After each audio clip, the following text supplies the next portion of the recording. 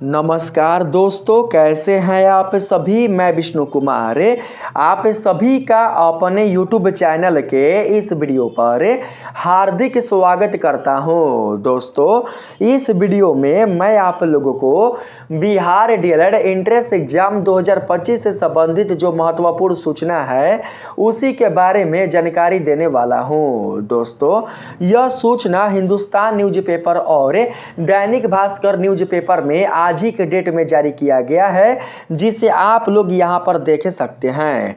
Bihar DElEd entrance exam 2025 से संबंधित जो सूचना है वो सूचना हिंदुस्तान न्यूज़पेपर में भी आया हुआ है और दैनिक भास्कर न्यूज़पेपर में भी आज ही के डेट में आया हुआ है। इस सूचना में क्या बताया गया है, आप लोग इसे समझने का प्रयास कीजिएगा। यहाँ पर दोस्तों कहा गया है, आप लोग देख सकते हैं, 22 तक आवेदन की अंतिम तिथि। डीएलएड संयुक्त प्रवेश परीक्षा 27 फरवरी से संभावित है। दोस्तों, यदि आप लोग भी बिहार डीएलएड एंट्रेंस एग्जाम 2025 के लिए तैयारी कर रहे हैं, आप लोगों का भी सपना है डीएलएड कोर्स पूरा करने का, आप लोगों का भी सपना है सरकारी कॉलेज प्राप्त करने का, आप लोगों का भी सपना है दोस्तों यदि सरकारी स्कूल में शिक्षक के पद पर सेवा देने का, तो आप लोग इस वीडियो को ध्यान से देखिएगा। मैं आप लोगों को इस वीडियो में यह बताऊंगा कि आप लोग बिहार डीएलएड एंट्रेंस एग्जाम 2025 के लिए आवेदन कब से कर सकते हैं, आवेदन की प्रक्रिया कब से शुरू होकर कब तक चलने वाली है, आवेदन करने के क्रम में आप लोगों को कौन कौन से डॉक्यूमेंट अपलोड करना है और डीएलएड एंट्रेंस एग्जाम के लिए आवेदन जो है वो कितने साल के अभ्यर्थी कर सकते हैं, ये सारी जानकारी मैं आप लोगों को इस वीडियो के माध्यम से दूंगा। तो चलिए शुरू करते हैं अपने आज के इस वीडियो क्लासेज को। दोस्तों, यहाँ पर आप देख सकते हैं, बोला गया है डीएलएड संयुक्त प्रवेश परीक्षा के लिए आवेदन आज से। जी हाँ दोस्तों, आपने बिल्कुल सही सुना। आज से कहने का मतलब 11 जनवरी से। 11 जनवरी से ही बिहार डीएलएड एंट्रेंस एग्जाम 2025 के लिए आवेदन की जो प्रक्रिया है वो शुरू हो चुकी है। यदि दोस्तों आप लोग आवेदन करना चाहते हैं तो आज से आप लोग आवेदन कर सकते हैं, क्योंकि आवेदन की प्रक्रिया आज से शुरू हो चुकी है। अगर हम बात करें इसके लास्ट तिथि का, तो दोस्तों इसका जो लास्ट डेट है वो है 22 जनवरी तक। आप देख सकते हैं, बोला गया है 22 तक आवेदन की अंतिम तिथि। 22 जनवरी तक ही आप लोग ऑनलाइन के माध्यम से आवेदन कर सकते हैं। अगर कोई अभ्यर्थी 22 जनवरी के बाद आवेदन करते हैं तो उनका आवेदन बिल्कुल भी सक्सेसफुल नहीं हो पाएगा। बिहार बोर्ड ने जो तिथि जारी किया है, आप लोग निर्धारित तिथि के अंतर्गत ही रहकर ऑनलाइन के माध्यम से आवेदन कर दीजिएगा, क्योंकि आवेदन की प्रक्रिया ऑनलाइन ही है।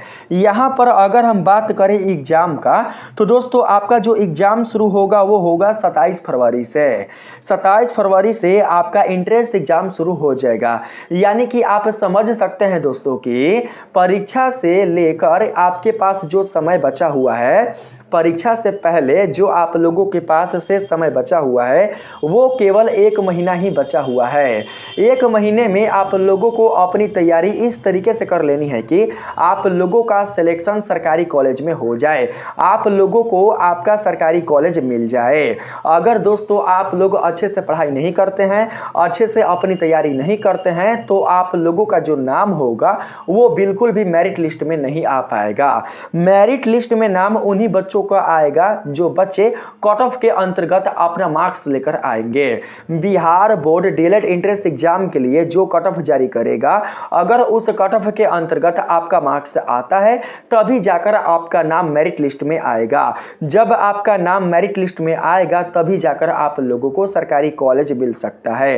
अन्यथा आप लोगों को दोस्तों अपना डीएलएड कोर्स प्राइवेट संस्था या फिर प्राइवेट कॉलेज से करना पड़ेगा। इसलिए आप लोग अपनी तैयारी इतना ज्यादा मजबूत कर लीजिए, इतना ज्यादा दोस्तों आप अपनी तैयारी कंप्लीट कर लीजिए कि आप लोगों को बिल्कुल भी प्राइवेट कॉलेज में ना जाना पड़े। ठीक है, यहां पर देख सकते हैं, इसमें नीचे दोस्तों कहा गया है बिहार विद्यालय परीक्षा समिति की ओर से डीएलएड संयुक्त प्रवेश परीक्षा 2025 के लिए आवेदन शनिवार से शुरू होगी। यानी कि आज से ही शुरू होगी, जो कि शुरू हो भी चुका है। अगर आप लोग आवेदन करना चाहते हैं तो आज से आवेदन आप कर सकते हैं। ठीक है, यहाँ पर आगे कहा गया है राज्य भर के 306 डीएलएड कॉलेजों के 30,750 सीटों पर नामांकन के लिए विद्यार्थी 22 जनवरी तक ऑनलाइन आवेदन कर सकते हैं। यानी कि जो लास्ट तिथि है वो कितना तक है, वो है 22 जनवरी तक। ठीक है, अगर आपके आसपास कोई ऐसे अभ्यर्थी होंगे, कोई ऐसे स्टूडेंट होंगे या फिर कोई ऐसे आपके भाई बहन होंगे जो बिहार डीएलएड एंट्रेंस एग्जाम 2025 के लिए तैयारी कर रहे होंगे और उन्हें इस चीज के बारे में पता नहीं है, तो आप लोग उन्हें जरूर से सूचित कर दीजिएगा ताकि वे भी ऑनलाइन के माध्यम से अपना आवेदन कर सकें। जब तक आप लोगों का आवेदन नहीं होगा तब तक आप लोगों का एडमिट कार्ड नहीं आएगा। जब तक आप लोगों का एडमिट कार्ड नहीं आएगा तब तक आप लोग बिल्कुल भी अपने एग्जाम में नहीं बैठ सकते हैं। ठीक है, यहाँ पर चलते हैं आगे। यहाँ पर बोला गया है दोस्तों, विद्यार्थी इतना पर जाकर आवेदन कर सकेंगे। अगर आप लोगों को ऑनलाइन आवेदन करना है तो इसके लिए आप लोगों को इस वेबसाइट पर चले आना है। इस वेबसाइट के माध्यम से ही आप लोग ऑनलाइन आवेदन कर सकते हैं। दोस्तों, ऑनलाइन आवेदन कैसे करना है, आप लोगों को उसमें कौन कौन से डिटेल्स भरने हैं, अपना डॉक्यूमेंट किस तरीके से उसमें अपलोड करना है, वो सारी जानकारी मैं आप लोगों को एक और वीडियो बनाकर दे दूंगा। ठीक है, इसलिए आप लोग बिल्कुल भी नहीं घबराइएगा। जिन बच्चों को ऑनलाइन के माध्यम से अपना आवेदन करना नहीं आता होगा, आप लोग रुक जाइएगा क्योंकि समय 22 जनवरी तक है। मैं आप लोगों को जल्दी एक वीडियो बनाकर उसमें बता दूंगा कि आप लोग कैसे स्वयं से ही ऑनलाइन आवेदन कर सकते हैं बिहार डीएलएड एंट्रेंस एग्जाम 2025 के लिए। ठीक है, यहाँ पर अगर हम आगे चले तो दोस्तों आगे इसमें बोला गया है नया सत्र जुलाई से होगा प्रारंभ। नया जो सत्र है वो जुलाई से प्रारंभ होगा और इसमें बोला गया है दोस्तों, परीक्षा कैलेंडर के अनुसार डीएलएड संयुक्त प्रवेश परीक्षा 27 फरवरी से ऑनलाइन आयोजित किया जाना संभावित है। आप लोगों की जो परीक्षा होगी वो ऑनलाइन के माध्यम से होगी, बिल्कुल भी ऑफलाइन के माध्यम से नहीं होगी। और जो आपसे प्रश्न पूछे जाएंगे वो दोस्तों वस्तुनिष्ठ रूप से प्रश्न पूछे जाएंगे, यानी कि आपके सामने जो प्रश्न रहेंगे वो ऑब्जेक्टिव रहेंगे। आप लोगों को ऑब्जेक्टिव प्रश्नों का ही दोस्तों जवाब देना है। अब बात करते हैं यहाँ पर ये कि आपका जो एग्जाम होगा वो सिंपल होगा या फिर उसमें नॉर्मलाइजेशन की प्रक्रिया लागू होगी। तो दोस्तों आप यहां पर देख सकते हैं स्वयं से कि यहाँ पर टोटल जो सीटें हैं वो है दोस्तों 30,750। ठीक है, बिहार बोर्ड ने बिहार के 306 सरकारी डीएलएड कॉलेजों के लिए जो सीटें जारी की है वो जारी की है 30,750। दोस्तों देखना यह है कि 22 जनवरी तक 30,750 सीटों के लिए जो अभ्यर्थी है वो कितना आवेदन करते हैं, यानी कि अभ्यर्थियों के जो आवेदन की संख्या है वो कितनी प्राप्त होती है, यही देखना है। अगर दोस्तों आवेदन लाखों में पार हो जाएगा, 4 लाख या 5 लाख चला जाएगा, यानी कि अभ्यर्थियों की जो संख्या होगी, कैंडिडेट की जो संख्या होगी, यदि वो लाखों में चली जाएगी, 4 लाख 5 लाख चली जाएगी, तो दोस्तों उस स्थिति में हो सकता है कि आपके एग्जाम में नॉर्मलाइजेशन की प्रक्रिया को अपनाया जा सके। क्योंकि दोस्तों ऐसी अवस्था में, ऐसी स्थिति में जो एग्जाम होते हैं वो नॉर्मलाइजेशन के प्रक्रिया के कारण ही होते हैं, क्योंकि एक ही समय में और दोस्तों एक ही डेट में सभी बच्चों का जो एग्जाम है वो ले पाना बिल्कुल भी संभव नहीं हो पाता। आप सभी जानते हैं दोस्तों कि नॉर्मलाइजेशन में क्या होता है कि जो बच्चे होते हैं वो अलग अलग शिफ्ट में एग्जाम देते हैं। अलग अलग शिफ्ट होने के कारण उनके जो क्वेश्चन पेपर होते हैं वो भी अलग अलग हो जाते हैं। शिफ्ट दोस्तों अलग अलग हो जाते हैं और आपके जो एग्जाम का डेट होता है, जो दिन होता है, वो भी अलग अलग हो जाता है। कुछ बच्चों का अगर एग्जाम रहेगा 22 फरवरी को तो कुछ बच्चों का एग्जाम हो जाएगा 23 फरवरी को। इसी को नॉर्मलाइजेशन कहा जाता है। 22 फरवरी का क्वेश्चन पेपर अलग रहेगा और 23 फरवरी का क्वेश्चन पेपर अलग रहेगा। बिल्कुल भी क्वेश्चन पेपर सेम नहीं रहेंगे। जब दोस्तों आप लोगों का एग्जाम एक ही डेट, एक ही शिफ्ट और एक ही क्वेश्चन पेपर के साथ संपादित होगी तो हम कह सकते हैं दोस्तों कि आपके एग्जाम में बिल्कुल भी नॉर्मलाइजेशन की प्रक्रिया लागू नहीं की गई थी। लेकिन यदि आप लोगों के एग्जाम में शिफ्टों की संख्या बढ़ जाती है, यदि आपका एग्जाम अलग अलग शिफ्ट में लिया जाता है, अगर आपका एग्जाम अलग अलग डेट में लिया जाता है, आपके एग्जाम के क्वेश्चन पेपर अलग अलग हो जाते हैं, तो हम कह सकते हैं दोस्तों कि आपके एग्जाम में नॉर्मलाइजेशन की प्रक्रिया लागू की गई थी। तो आप समझ पाए कि नॉर्मलाइजेशन क्या होता है। दोस्तों यहां पर बात करते हैं आगे। इसमें बोला गया है, आप लोग देख सकते हैं, रिजल्ट 15 अप्रैल को जारी कर दिया जाएगा। आप लोगों का जो रिजल्ट होगा वो 15 अप्रैल को जारी हो जाएगा। 15 अप्रैल को आप लोगों को पता चल जाएगा कि आपका कितना मार्क्स आया है। आगे कहा गया है, वही डीएलएड कॉलेजों में नामांकन के लिए प्रथम, द्वितीय एवं तृतीय मेधा सूची हुए नामांकन विकल्प लॉक करने, सीट आवंटन, स्लाइडअप आदि की प्रक्रिया अप्रैल अंतिम सप्ताह से शुरू होगी। अप्रैल माह का जो अंतिम सप्ताह है वहां से दोस्तों शुरू होगी। ठीक है, जून अंत तक, जून का जो महीना है, जून का महीना समाप्त होते होते तक नामांकन की प्रक्रिया भी समाप्त हो जाएगी। जब आप लोग दोस्तों एंट्रेंस एग्जाम दीजिएगा, जब आप लोगों का सिलेक्शन हो जाएगा, जब आप लोगों का एडमिशन सरकारी डीएलएड कॉलेजों में होने लगेगा, तो दोस्तों आपका नामांकन केवल और केवल चलेगा जून माह तक ही। जून माह के बाद आप लोगों का जो नामांकन होगा वो बंद हो जाएगा।